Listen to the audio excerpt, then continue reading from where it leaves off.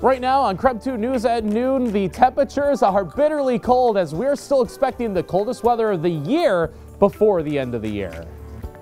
And we saw single-digit temperatures across the region this morning. What you need to look out for with this extreme weather.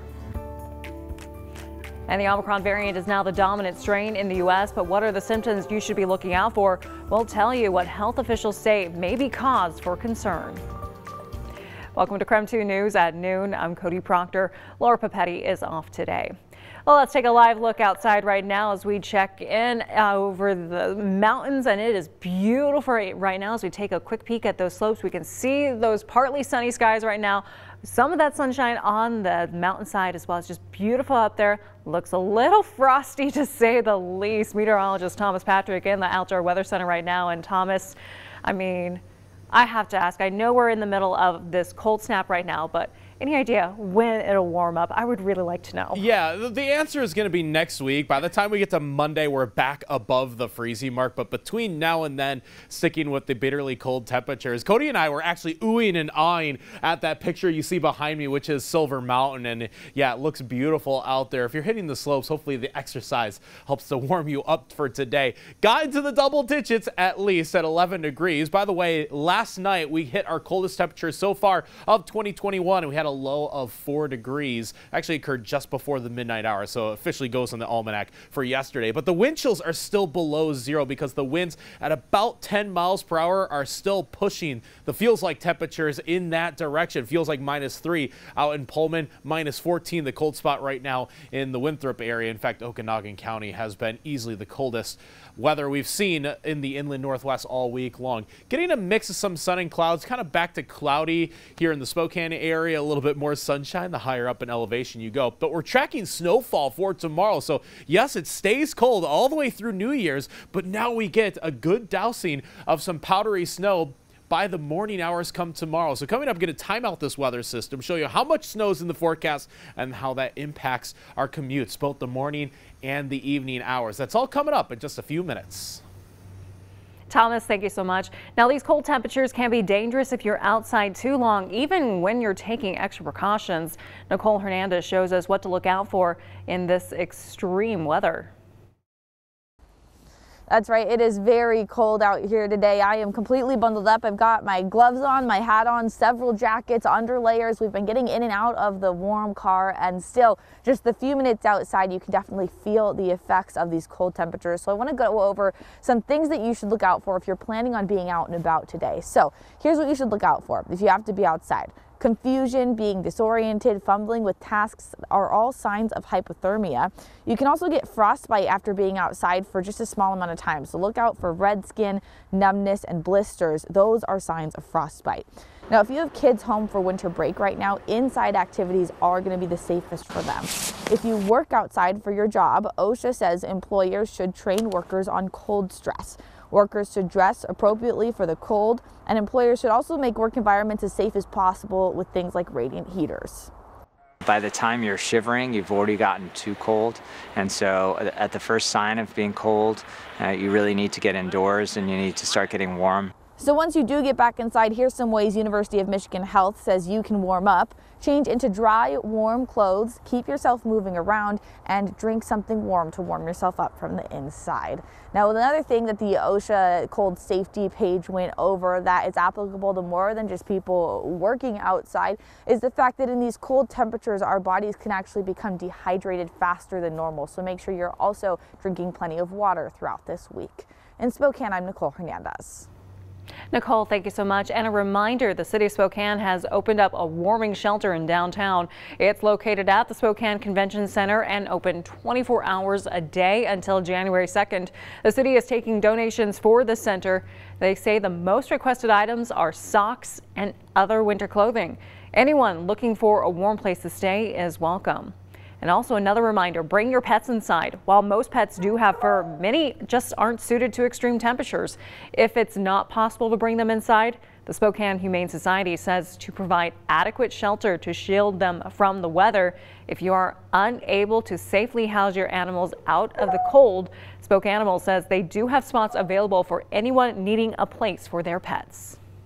Now, it's important to stay inside and out of the cold, but the Postal Service still has to be out and about to get your mail to you. So here's something that you can do to help out with them. Be sure to keep a clear path to your porch or mailbox so carriers can deliver your mail. Also, since it's getting darker in the evening, keep a light on outside to light up walkways. And if you're able to, put a street address on your mailbox so it's easier for mail workers to find them. Now, we do want to make sure that you are prepared for the bitter cold all week long. So if you would like an hour-by-hour forecast and the latest KREM 2 forecast, just text the word weather to 509-448-2000. New developments in the murder of 19-year-old Jason Fox, a Newport teen found dead in October last year. 4 men have been in jail awaiting trial. One of them walked free yesterday, but Jason's father says the suspect is getting off too easy. Now, we do want to warn you that some of the details of the case are disturbing. Kevin Belding, who's believed to have witnessed the murder, walked free after being in jail for 14 months. Belding pled guilty to lesser charges, including rendering criminal assistance. He was released, getting credit for time served. Police believe the 3 other suspects beat Jason to death and buried him in a shallow grave. To me, that's obscene. You can eat popcorn and watch a murder and know where a child is buried for 3 weeks. People love Jason, and I don't think Kevin Belding is going to have an easy run of it here. Jason's parents have used social media to raise awareness for their son's story, and they believe the murder was a hate crime. I still believe that it most likely, in fact, is primarily or entirely because Jason was gay. I do. He was a good kid who was really on the verge of becoming a good man.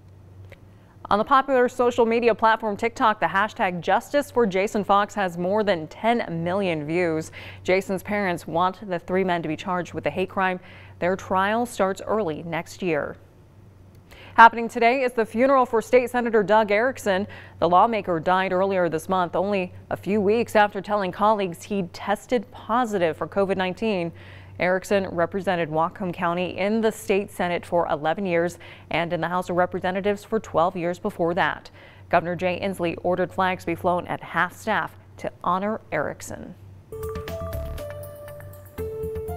There is still a lot unknown at this hour about the Omicron variant, but health officials released a list of some of the most common symptoms of the variant. The majority of people who've contracted the variant reported fatigue, headaches, a runny nose, sneezing, and a sore throat. Now, because these symptoms mirror the common cold, health officials say if you're feeling sick, the best thing to do is get tested to know for sure if you have the variant or not. Well, maybe your family had to extend their stay this holiday, or you just can't get out of your driveway to get tested. This Arctic weather experienced in the Pacific Northwest helps make for a perfect storm for COVID to spread.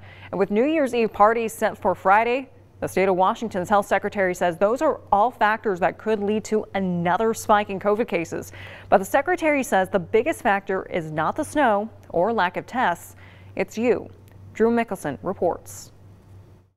This is a super squirrely virus that's broken every rule in the playbook. And guess what?